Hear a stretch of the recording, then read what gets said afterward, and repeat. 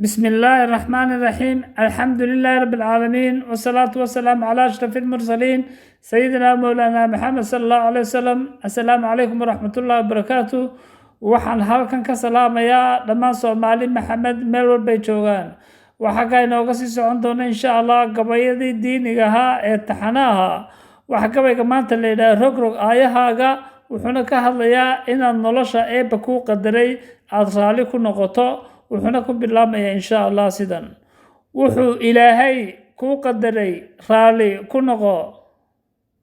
nolosha adduun waa laga rarmayaa, aakhiro ayaa marjaca runta. nolosha ifka ma laha raasamaal, wuxuu ilaahay ku qadaray raali ku noqo. sidaasi awgeed macsi nafta ka reeb, una roonow ehelka iyo rafiiqa, sidaasa ayaa rasmi ah. raxmadda allana aad runtii ku heliye. rogrog aayahaaga intaadan ku rafaadin, wuxuu ilaahay ku qadaray raali ku noqo. waad mahadsantihiin dhammaantiin. waxaan leeyahay nolosha qaybta alle ku qadaray si dhaba ugu qanac insha Allah walaalayaal. wasalaamu calaykum waraxmatullaahi wabarakaatuh.